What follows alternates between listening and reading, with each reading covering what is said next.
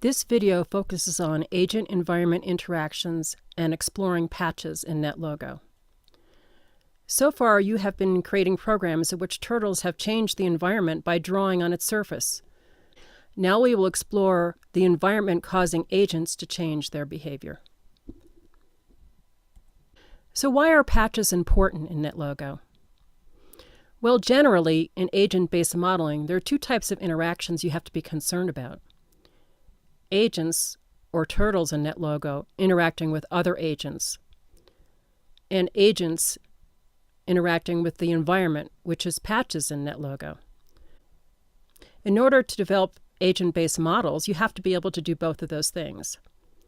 So understanding turtle-patch interactions is an important part of creating models in NetLogo. In NetLogo, patches are a type of agent. The NetLogo world is usually a two-dimensional grid of patches, sort of like a tiled floor. Each patch has a unique identifier. Just like turtles have a number that you would use in, say, the Ask Turtle command, patches have numbers too that identify them. And those are their coordinates, px core and py core. So just like you could ask turtle1 to do a certain set of commands, you could ask a specific patch, say patch 13, to do a set of commands. So the NetLogo world has a default origin, which is given the coordinates 0, 0. All other patches have their coordinates referenced to this origin. Here is a schematic of a small NetLogo world made up of patches. As we already mentioned, each patch has two unique numbers that identify it. This identifier is given by the patch coordinates, or px core and py core in NetLogo. In this particular small NetLogo world, the origin is the center of the world, and it has a px core of 0 and a py core of 0. As we already mentioned, the origin always has the coordinates 0, 0, but it does not have to be in the center of the NetLogo world. All the other patches' coordinates are given relative to the origin. So the upper right-hand corner of this NetLogo world has the coordinates px core of 3 and py core of 3. There are other values that are important for the coordinates in this world, and that's the maximum px core, or max px core, which is the maximum value that the x-coordinate could have, and minimum px core, which is the minimum value. In this world, the maximum px core is 3 and the minimum px core is -3. Similarly, we have a maximum py core, a maximum value for the y-coordinate, which is 3 here, and a minimum value of the y-coordinate given by min py core, which is -3 here. Okay, so can you guess the coordinates of the patch with the green star? That's right. That patch's coordinates are 1, 3. One more thing before we leave this NetLogo world. Sometimes you need to know how many patches you have in your world, and it's easy to calculate. You would simply multiply the total patches in the width by the total patches in the height. In this case, that's 7 times 7, or 49. One important thing you need to know about NetLogo is that you can change the number of patches that you have in your NetLogo world. You can do this in two ways, using the Settings button on the Interface tab or inside your code. Let's take a look at the first way. Here we have a simple NetLogo world. If we hit the Setup 1 button, we can see a number of patches in the NetLogo world, and it's the same as the NetLogo world we had in our schematic. Now let's go and see if we can change this by going to the Settings button and clicking it. And then we get this window that appears, the Model Settings. And in this we can see that we can change the location of the origin. Right now it's set to be at the center, but we could change that by just clicking on this tab here. And it could be at a corner, the bottom left corner for instance. Now we see that the origin, or the 0, 0 coordinate patch, is in the lower left corner. Or we could make it the bottom right corner. We could also make it an edge. Right now we see it's in the middle of the bottom of the box. But I think we'll move it back to the center. So since the origin is at the center, that means the number of patches to the right of the origin and to the left of the origin are the same. And then the number of patches above the origin and below the origin are the same. So if we wanted to change the overall size of a NetLogo world in which the origin was in the center, we only need to change the maximum px core and the maximum py core. Let's try that. I'm going to make the maximum px core be 6 and the maximum py core be 6. Okay, now we see our world is a little bigger than it can fit on the screen, but that's okay. Now we can hit setup 1 and we can see that we've made our NetLogo world twice as big. I set the green patches to be at 3, 3, minus 3, 3, minus 3, minus 3, and 3, minus 3, which is why they appear where they are right now. So the maximum px core is 6, and the maximum py core is 6.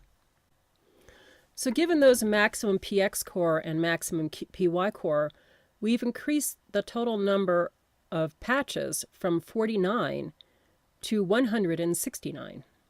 But one other thing you should know before we leave this program is in this top part of this window here, we also have 2 other boxes which we've checked. And that's world wraps horizontally and world wraps vertically.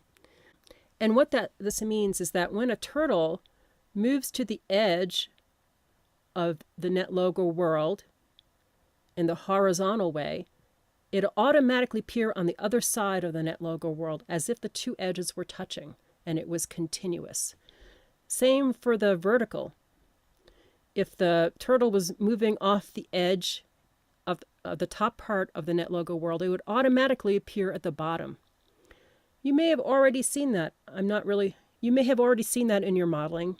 If not, you can look for it now because you know that it exists. Now you can turn these buttons off, and that will create a world in which the turtles can only bounce off the surfaces and not go from one edge to the other. So let's see how this would work in our program. We have our patches. Now we've created a brownish beige turtle in the center at the origin.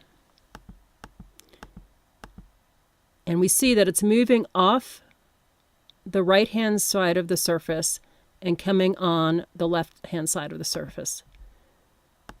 Okay, let's change the settings so that it doesn't wrap horizontally and vertically. Now we see when we click those buttons off, when we turn them off, there's a red line that appears around the surface in the model setting window. Let's make the turtle move around some more. And you see that it gets stuck there at the surface. It can't move past the surface. But it doesn't exactly bounce. It still has to obey the rules of motion that we've set inside our program. So now you see the difference between a world wrapped horizontally and vertically and a world that's not wrapped horizontally and vertically. What do you think a world that is wrapped horizontally and vertically would look like? Here's a hint. It's not a sphere. It's actually a donut. So think of it. Your NetLogo turtles live on a donut-shaped world. The second way you can change the number of patches in the NetLogo world is using a command inside the program. Now, I'm sure you remember that if you wanted to change the number of turtles in your NetLogo world, you would use the create turtles command and set the number of turtles to be what you desired. If you want to change the number of patches in the NetLogo world, you have to resize the world using the ResizeWorld command. The ResizeWorld command is followed by 4 numbers representing the minimum px core, maximum px core, minimum py core, and maximum py core. And you would use this command in your setup procedure. You can also change the size of each patch. For turtles, if you wanted to change the size of a turtle, you would set the size using set size number, the number being the size of the turtle that you wanted. You can also change the size of patches. You can do this in 2 ways, through the Interface tab by pressing the Settings button, or in the code. Here we are in our NetLogo program, and if we hit Setup 1, we can see all the individual patches in our NetLogo world. If we go to the Settings tab, we get the Model Setting window, and we can change the patch size here at the bottom from 50 to, say, 10, and see what happens. So now we have a very miniature NetLogo world with the same number of patches as before, but now they're very tiny, so the whole world shrinks. There are other patch-related commands that you can use in your code. Those include clear patches, which clear the patches and set them to be black, the default color. Set p-color to be a number or a name or RGB value, which sets the patch color. You can ask an individual patch to do a set of commands with the ask patch command, and you can ask all the patches to do a series of commands with the ask patches command. Just like with turtles, you can have a random x coordinate and a random y coordinate using the commands random px core and random py core. There's a command called distance xy, which allows you to calculate the distance of where your turtle is standing on a patch to another patch given the coordinates. So the command would look like distance xy followed by two numbers. And there's another patch command which allows you to look ahead of the patch where your turtle is standing, and it's called the patch ahead command. You could look at one patch ahead and see if it's occupied by another turtle, or evaluate its color, or see if another breed of agent is sitting on that patch. Finally, we come to turtle patch interactions. Turtles can interact with patches in many ways. Usually a turtle interacts with a patch by using some sort of trigger. A trigger could be the color of the patch location, or if the patch is occupied by another turtle or another breed. Once the turtle is triggered to respond, the responses could take many different forms. You could change a turtle-related property, such as its shape, color, or size, its direction. You could make it die, or you can make it propagate, or you could change a turtle variable. You could change patch characteristics, or you could have some other response. So let's explore turtle patch interaction using a NetLogo code. Here's a simple NetLogo code. It has 3 setup commands. One setup command simply clears the world. Another setup command, which we use when we want to have the turtle change color when it interacts with a few of the colored patches on the world. Another setup command we can use when we want the turtle to change size when it interacts with some of the colored patches on the surface of the NetLogo world. And a setup command we use when we want the turtle to change the patch color of the patch that it stepped on. So let's give it a try. Let's start with the setup for changing the turtle color. Now we can see that we have a large number of patches, which are mostly anywhere from white to black and shades of gray.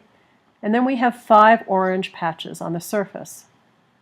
Now we're going to put a turtle here, and we can see that the turtle is yellow. Now we hit the go button, which is a forever button. Let's slow this down a little bit first. Hit the go button. Turtle moves around the surface until it hits an orange patch, and then it will change the turtle color from yellow to red. It changes the turtle patch from yellow to red. Let's investigate changing the turtle size. Again, we have our NetLogo world with patches that range from white to black, and then we have 5 purple patches this time. So we're going to put our yellow turtle on the surface and watch it go around until it hits a purple patch. Once it hits a purple patch, it changes its turtle size and becomes quite large. Let's try another turtle patch interaction. This time we have a NetLogo world, again with black, white, and gray patches, and we have 5 turquoise patches on the surface. We set up our world with our yellow turtle over here, and now we have, so what's going to happen is when the yellow turtle hits a turquoise patch, it's going to change that patch color. Let's see what happens. It went from turquoise to red.